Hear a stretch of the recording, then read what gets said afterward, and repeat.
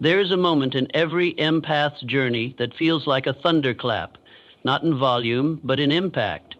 It doesn't come with shouting. It doesn't come with confrontation. It arrives in silence, a deep, unmoving silence that spreads through the mind like clarity pouring into every dark corner. That's the moment the empath sees, truly sees, the lies, the manipulation, the subtle psychological games that have been played under the guise of love or concern. And once that veil lifts, everything changes. The empath, for most of their life, moves with compassion first. They interpret pain as something to soothe. They interpret silence as sadness. They give second chances like oxygen and believe in potential more than patterns. But this mindset, noble as it may be, becomes the very reason they attract people who take advantage of it. And when that person is a narcissist, the dynamic becomes a silent battlefield. The empath, feeding the fire of connection with their emotional labor, the narcissist draining it to fuel their need for control. But the empath doesn't stay blind forever. There's a point where exhaustion outweighs hope, a point where their own mental and physical health starts to break down under the pressure of trying to hold a relationship together that was never mutual to begin with. And in that quiet, depleted moment, they stop reacting, they stop explaining, they stop running back. That's not defeat.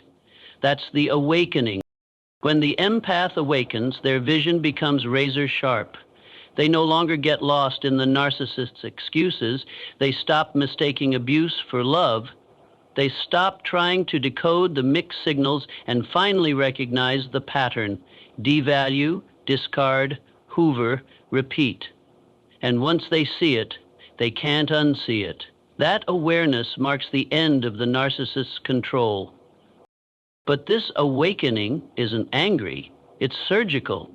It doesn't involve shouting matches or dramatic exits. It's a shift in the empath's core, a refusal to participate, a quiet severing of emotional investment.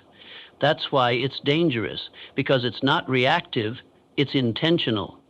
The empath no longer needs closure because they've created it within. They don't need apologies because they've detached from the illusion. The real danger to the narcissist is not the empath that cries, begs, or pleads. It's the empath who smiles with calm eyes and says nothing, the one who no longer argues, the one who no longer explains, the one who no longer needs to be understood. That's when the narcissist realizes, too late, that the leash has snapped. This moment is powerful because it shifts everything. The empath's energy is no longer centered on saving someone else. It's redirected into healing themselves. And with that shift comes momentum, emotional, spiritual, and even physical. They sleep better, breathe deeper, speak with more clarity, and perhaps most threatening of all, they become immune to the narcissist's favorite weapon, confusion. Once awakened, the empath moves differently. They walk away not to punish, but to protect. They guard their energy with boundaries that are non-negotiable. They engage less and observe more. They no longer chase clarity in someone else's chaos. They've become the clarity. And in that shift, the narcissist loses what they feared most, the ability to influence the empath's mind. Narcissists make one fatal miscalculation. They assume the empath's kindness is weakness. They interpret patience as permission. And because the empath gives freely, time, energy, love, understanding, they begin to believe that the well will never run dry. But what they fail to see is that an empath isn't powerless. They're restrained. They're conscious. They choose softness not because they lack strength, but because they've mastered control over it. This is the danger narcissists never anticipate. The storm that lives inside the empath is not chaotic. It's focused. It's silent but unshakable. And once the empath is done, truly done, that internal strength becomes visible. It shows up in the way they no longer respond to provocations, in the way they speak with precision and walk away without looking back. It shows up in the way they no longer give explanations to people who never gave them respect. The narcissist, who has relied on emotional chaos to keep control, finds themselves disarmed. Their tactics, stonewalling, blame-shifting, triangulation, no longer work. They push buttons and nothing happens. They tell lies and no one believes them. The empathy that once fueled their manipulation has been redirected, and the narcissist, who built their identity on being needed, suddenly feels invisible. Empaths are underestimated because their power isn't loud. It's not in domination, but in discernment. They don't need to control others. They master themselves. And that is far more threatening to someone who depends on external validation. The narcissist needs to be the center of gravity, but the fed-up empath becomes their own center. And gravity doesn't chase. It draws things in. By the time the empath reaches this point, their transformation is not just emotional, it's strategic. They don't just escape the narcissist's reach. They dismantle the system that allowed it. They reflect on their patterns. They educate themselves. They rewrite the rules of engagement. And in doing so, they become someone the narcissist cannot comprehend. Someone who sees through the manipulation and chooses to rise above it without seeking revenge. That's where the real power lies, in the choice to grow instead of retaliate, in the refusal to mirror the narcissist's dysfunction, in the ability to walk away without needing to explain, justify, or punish. The empath, now evolved, becomes a force that doesn't need validation, drama, or closure. They simply are, whole, grounded, clear. The narcissist thought the empath would always stay, that their compassion would always outweigh their clarity.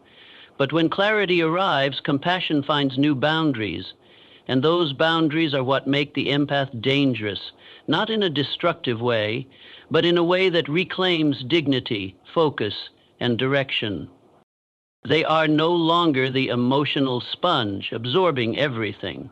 They are the mirror, reflecting the truth without distortion. And the narcissist, who once thrived in control, now has to face what they feared most, someone who sees them clearly and chooses to walk away. There's always a final moment, a specific breaking point where something inside the empath fractures, not in weakness, but in undeniable truth. It could be a lie too bold to ignore, a silence too prolonged, a betrayal so subtle yet sharp that it cuts through every excuse they've ever made on the narcissist's behalf. This is the moment where empathy meets its limit, where tolerance transforms into revelation, and from that point on, nothing is ever the same. Empaths don't give up easily. They will hold space for others until their own heart is stretched thin. They'll absorb pain, justify behavior, and sacrifice peace for the hope of healing. But every human has a threshold, and the empath's breaking point is unique. It's not loud, not vengeful. It's a quiet surrender of illusion. It's the realization that love cannot survive in a battlefield of one-sided effort, that no amount of care can change someone who manipulates compassion into currency. What pushes the empath over the edge is not the narcissist's cruelty alone. It's the moment they see how deeply they've abandoned themselves trying to understand someone else. The moment they recognize their own reflection, tired, confused, fragmented, they realize they've been pouring into a relationship that was designed to drain, and the pain of that truth outmatches any loyalty they ever felt. This breaking point isn't fueled by revenge. It's powered by self-respect. It's the internal voice that finally says enough, not as a whisper, but as a conviction. And once that switch flips, the dynamic collapses. The narcissist can feel it too. They sense the shift in energy, the unpredictability, the loss of control. The familiar cycle, manipulate, guilt trip, charm, discard, suddenly stops working. What's more terrifying to the narcissist than rage is indifference. And the empath at their breaking point becomes indifferent to lies, to blame, to guilt. They stop responding, stop participating in the emotional chess match. The empathy that once kept the narcissist powerful is now the very thing that sets the empath free, because when they hit that wall, they stop hoping and start deciding. deciding to walk away, deciding to heal, deciding to no longer offer soft landings to someone who built every interaction on dominance and confusion. That decision doesn't require grand declarations. It just requires the empath to show up for themselves for the first time in a long time. This breaking point marks the start of a new trajectory.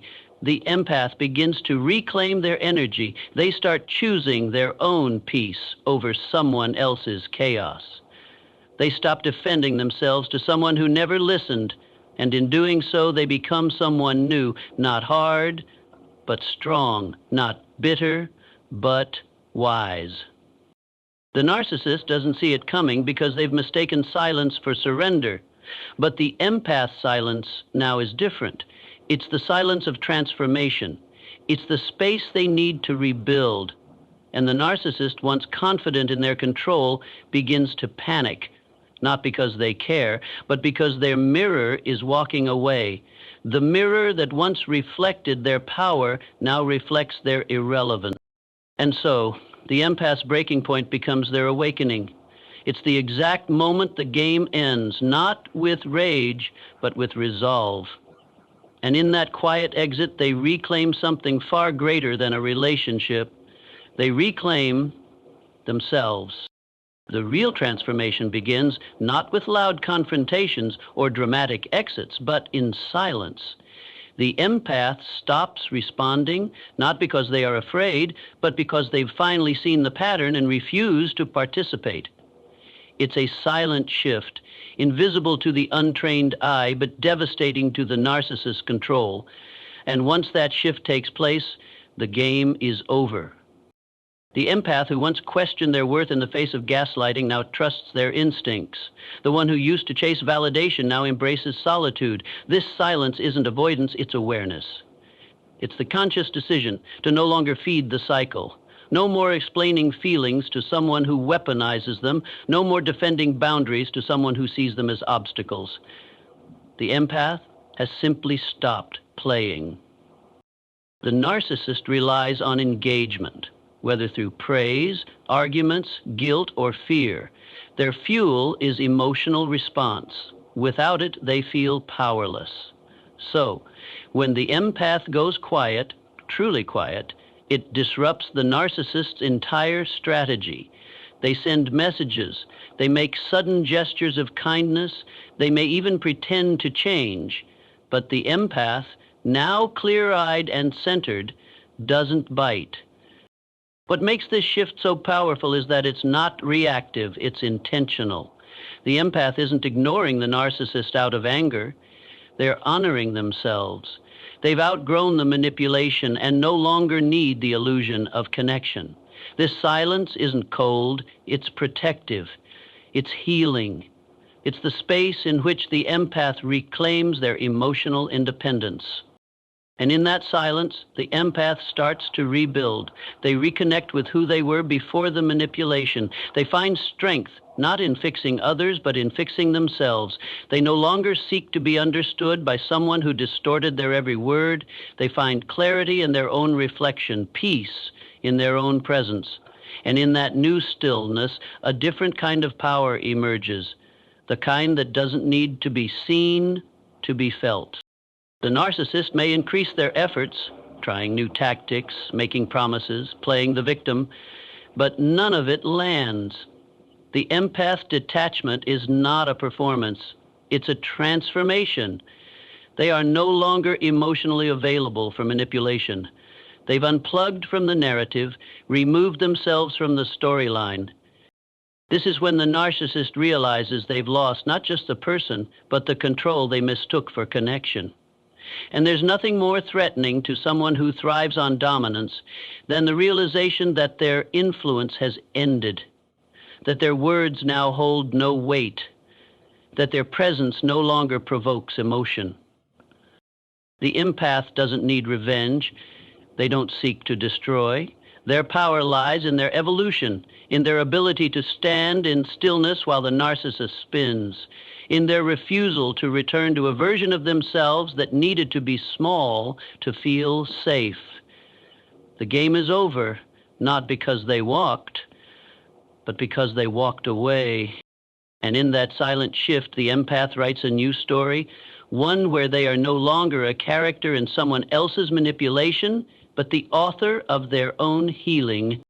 The empath's strength was never in the softness others often mistook for weakness.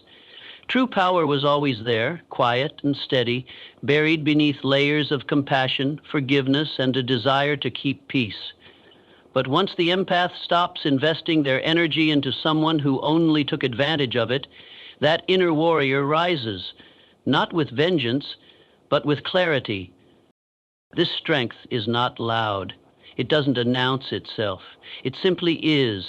It shows up in the boundaries that are now firmly drawn, not with the need for approval, but with certainty.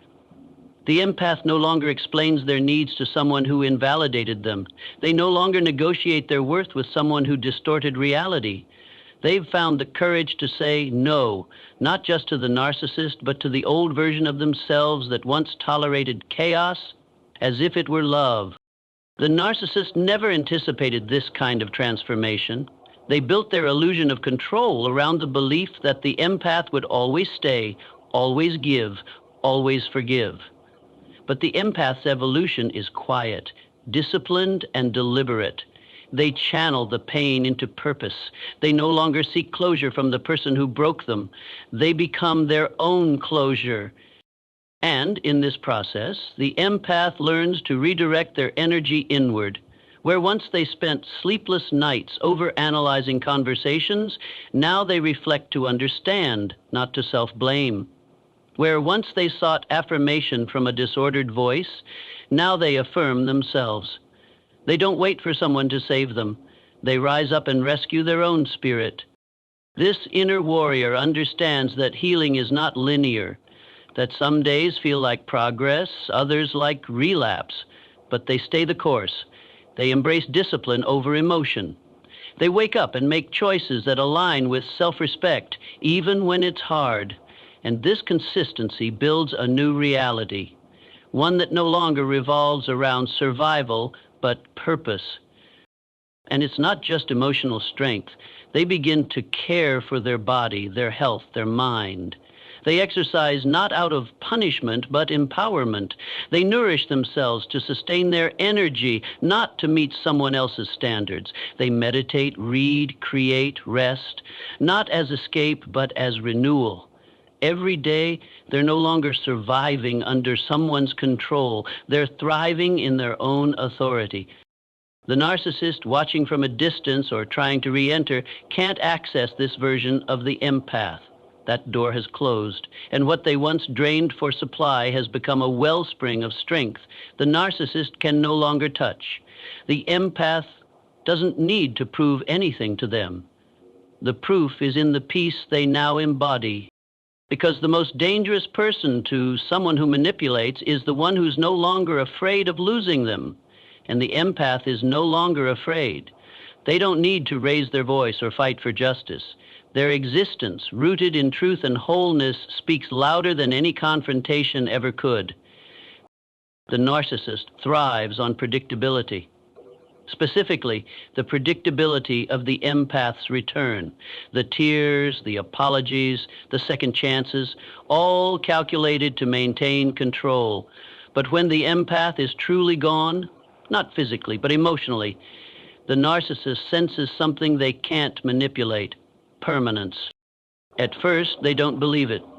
They think it's just another phase of the cycle, a test, a performance. So they launch the usual tactics: sudden affection, false vulnerability, crafted apologies. But they're not reaching the same heart. The empath doesn't respond with tears or hope. They respond with silence, stillness, unshakable energy. And that's when the panic sets in. Because the narcissist isn't losing love, they're losing power. They've relied on the empath to regulate their own identity, to reflect their worth, to absorb their chaos. But now that mirror is gone, and without it, they're exposed. They have no emotional anchor, no echo chamber to validate their illusion. So they escalate. Love bombing returns, text after text. I've changed. I miss you. You were right. Then guilt. How could you leave after all we've been through? Then blame. You're just as bad as me. But none of it works because the empath is no longer trapped in that mental labyrinth. They've stepped out, looked back, and chosen not to re-enter. The narcissist, faced with this new version of the empath, starts to feel something unfamiliar, desperation, not for love, but for control. And when that control is gone, their reality begins to fracture. Their confidence falters. Their charm loses edge. They may seek out new supply, but it doesn't fill the void, because what they really lost wasn't just a partner, but the person who enabled their illusion of power. The empath's departure leaves an energetic void. Their presence used to stabilize the narcissist's narrative. Now, every manipulation feels more forced, more transparent, more ineffective. The game only worked because the empath used to play. Now that they've left the table, the narcissist is left holding pieces that no longer matter. And what terrifies the narcissist the most is the empath's peace. That peace they can't disrupt. That silence they can't invade, that dignity they can't shame. It's the kind of peace that isn't bought through revenge, it's earned through clarity. The empath didn't leave to hurt them, they left to save themselves. And that's something the narcissist can never fully understand, because their world is built on conquest, not connection. So the panic continues behind the mask. Outwardly, they may pretend they've moved on. Internally, they obsess, wondering how the person they thought they owned walked away without flinching. That realization burns more than any breakup ever could. And while the narcissist loops in confusion, the empath continues rising, not looking back, not hoping for recognition, but living in truth. Because once an empath discovers their power, they never go back to shrinking for someone else's comfort. What the narcissist miscalculated was that the empath's pain would not end in defeat, it would become fuel. That pain, once tangled in confusion and self-doubt, now becomes a clear signal pointing toward purpose. The empath, having faced emotional warfare, does not emerge bitter, but they do emerge focused. They begin building a life not as a reaction to trauma, but as an expression of reclaimed identity. This is the phase where the empath no longer avoids solitude, they embrace it. In that silence, they rediscover themselves. They unlearn the lies they were told, that they were too much, too emotional, too sensitive. They realize these traits were never flaws. They were the very gifts that made them compassionate, intuitive, and deeply aware. Now, those gifts are wielded with boundaries, with intention. Their health becomes a priority, not as an aesthetic pursuit, but as a declaration of self-respect. They nourish their bodies, not to meet society's standards, but to honor the vessel that carried them through their darkest days. Movement becomes medicine, rest becomes sacred, and routines become rituals. Every small act of discipline becomes a brick in the foundation of a life rebuilt on authenticity. Spiritually, they align with their inner compass. They no longer look outside for permission to exist. They trust their intuition, knowing that the same voice that warned them in the beginning is the same voice that now guides them toward healing. They stop asking why the narcissist treated them the way they did and begin asking how they can use their experience to help others rise. And from this place of stillness, clarity, and strength, they begin creating, they write, they teach, they build, they mentor, they speak, not from theory, but from lived truth. Their words carry weight because they've been through the fire and came out not only alive, but awakened. This transformation isn't loud, but it's undeniable, and it shows in how they walk into rooms, in how they speak with presence, in how they no longer beg to be understood. They've found the freedom that comes from no longer being addicted to being liked, and that shift is magnetic. It draws others who are also seeking their own healing. It creates a ripple effect. The empath's recovery becomes someone else's roadmap. This purpose isn't rooted in proving anything to the narcissist. It's not about revenge. It's about legacy. It's about taking the ashes of a broken relationship and planting something that outlives the pain. A mission, a message, a movement. The empath doesn't just recover, they rise. And they rise with a vision greater than themselves, because once you've survived manipulation and reclaimed your voice, you don't go back to silence. You speak not to scream, but to shine. And in that light, they find others who've been hiding in the dark and remind them that healing is possible. This is what makes a fed-up empath so powerful. Not just their decision to walk away, but what they do with the freedom that follows. They don't waste it. They use it to grow, to build, to serve. And in doing so, they step into the highest expression of who they were always meant to be. The most piercing message the empath ever sends is the one they never speak. No dramatic goodbye, no emotional confrontation, no lingering resentment, just silence. Pure, unbreakable, sovereign silence. It's the one thing the narcissist can't decode, can't manipulate, and can't escape. At first, the narcissist interprets this silence as arrogance, then defiance, then punishment. But what they fail to understand is that it's not about them at all. The empath's silence is not a tactic. It's a boundary. It's a final decision. It's the end of the cycle. Where once the empath explained themselves over and over, now they say nothing. Where once they cried, now they smile, not out of spite, but peace. The narcissist tries to reopen the door, sometimes subtly, sometimes forcefully, but the door no longer exists.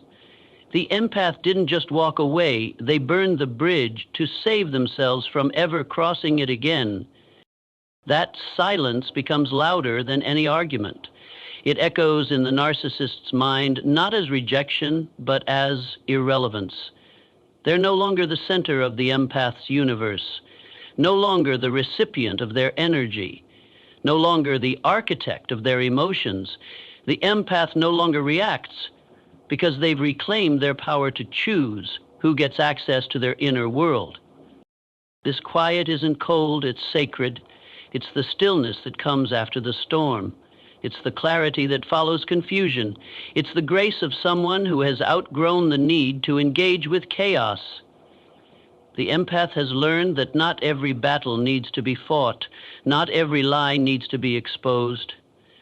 Sometimes the most powerful stance is to simply walk away and stay away. And that is what truly unsettles the narcissist. Not the empath's anger, but their indifference. Not their tears, but their peace. Not their longing, but their joy. Because the narcissist's power was never about love, it was about control. And now that control is shattered. This final silence is not an empty void. It is full of everything the empath reclaimed. Self-worth, direction, clarity, purpose.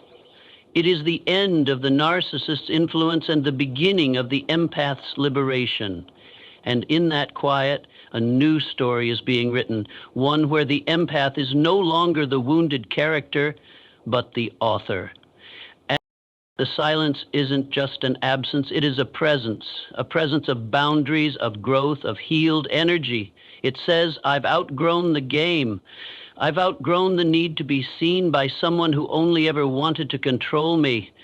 I choose me now, not to hurt you, but to finally honor the soul I abandoned trying to fix you. And in the end, that silence becomes the loudest legacy. A declaration without words, a goodbye without bitterness, a conclusion without drama.